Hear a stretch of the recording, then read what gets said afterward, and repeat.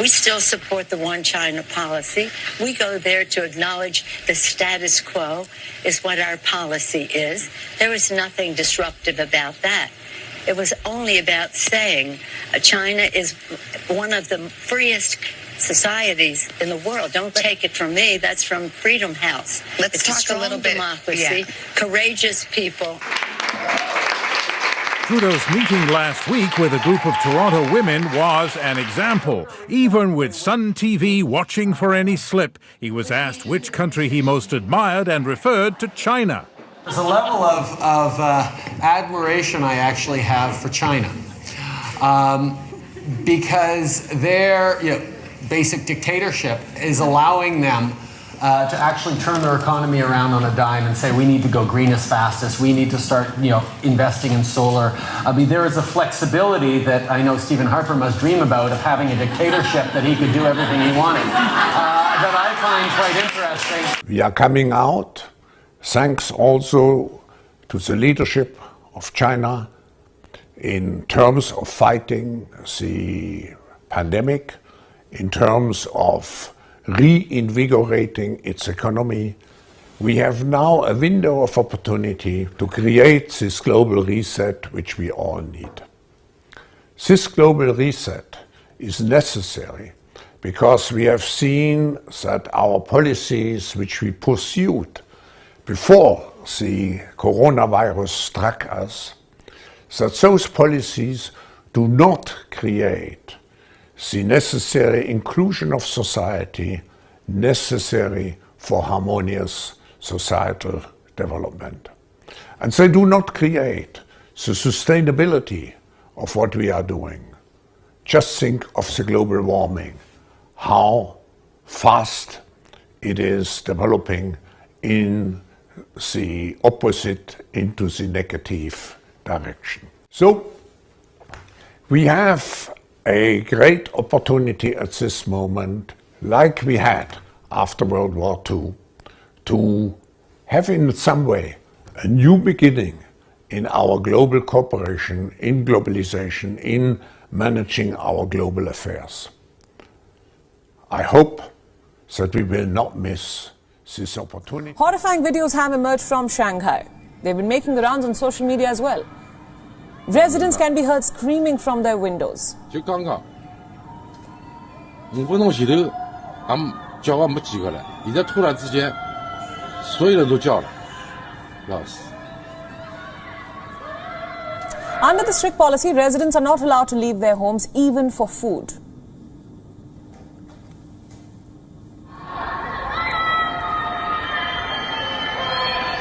要命了！再这样弄下去，我讲真要出事体了。 The video is from one of the biggest residential compounds in the city. A video circulating on social media shows people yelling from their windows after being confined to their homes for almost a week. Out in a nightmare for 26 million people living in China's biggest city of Shanghai. Following the lockdown triggered by a wave of coronavirus, Shanghai residents have been forbidden from leaving their house.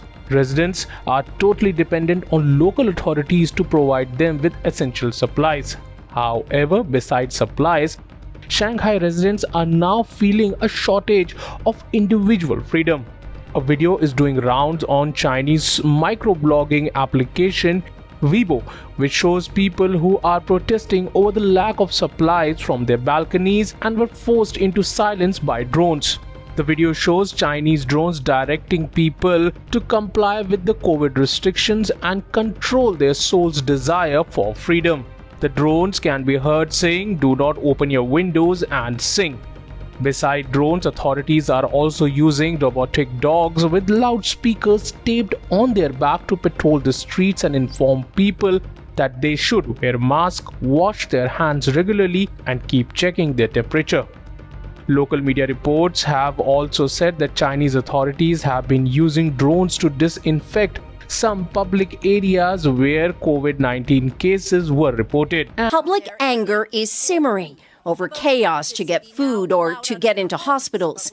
and over videos like this, showing a funeral home worker refusing to take a COVID victim because the person was not dead. That the video went viral here led to government officials admitting the mistake and ordering an investigation. Across China, there are now close to 400 million people living under some form of COVID restrictions or lockdown, with low expectations for a return to normal life or open borders soon. I hereby pronounce you, Matt and Janelle, husband and wife. You may now kiss the bride. This expat couple in Shanghai went ahead with their wedding over Zoom. The ceremony was officiated from the U.S. They had a get-together outside, but because of the lockdown, couldn't go past their front gate. Some 1,000 depositors gathered in front of a sub-branch of the People's Bank of China to voice their anger against alleged corruption. Protesters were among the thousands of customers who opened accounts at 6 rural banks in Henan and neighbouring Anhui province. According to reports, banks froze millions of dollars worth of deposits in April, telling customers that they were upgrading their internal systems. All cash withdrawals were suspended since then, leaving thousands of account holders without access to their funds. During the protests, security guards shoved the protesters to prevent them from gathering near the bank as they chanted slogans. Protesters then responded with stone pelting to push back the guards. What had been a local scandal so far became a national issue recently after news about the misuse of a COVID tracking app began to circulate. According to reports, many who set out for Zhengzhou to demand action from regulators found that their health status on the app had turned red, thus preventing them from travelling.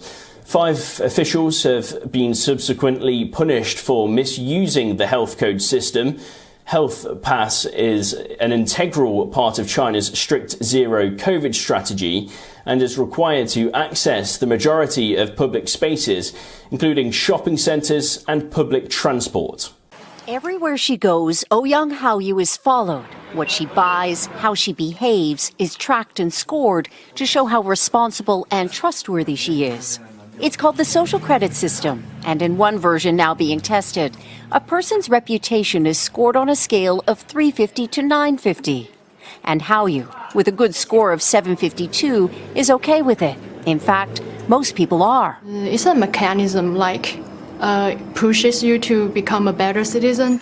It's big data meets Big Brother, expanding how the government monitors, understands, and ultimately controls its 1.4 billion citizens. Thanks to advances in artificial intelligence and facial recognition, and a web of more than 200 million surveillance cameras. Are people bothered by privacy concerns? We think the lot of camera keep the safety is really good. We can accept it. Companies are experimenting with the algorithms to help the government create the new national social credit system. The government also has pilot projects. In one, citizens are required to do hours of unpaid work to get benefits. And scores are docked for things like littering, a messy yard, gossip, even jaywalking. Video of offenders is shown on the local news. And information collectors like Zhou Aini are paid to report on their neighbors. Her quota, 10 entries a month. Like the man who carried a drunk person home. A good deed, she says. Good social credit gets rewarded with perks like cheap loans and travel deals. But a bad score means public shame and worse. Huang Huijun lost a court case and didn't pay. Now he's on a government blacklist. I can't buy airplane or train tickets, he says, and the list goes on. Being discredited makes it hard to get a job or put kids in top schools. The social credit system will go nationwide next year, and few here are willing to criticize it. Something that may pose a risk itself for a bad score and the life that comes with it. China is one of the freest societies in the world. Don't take it from me. That's from Freedom House. Let's talk a little bit.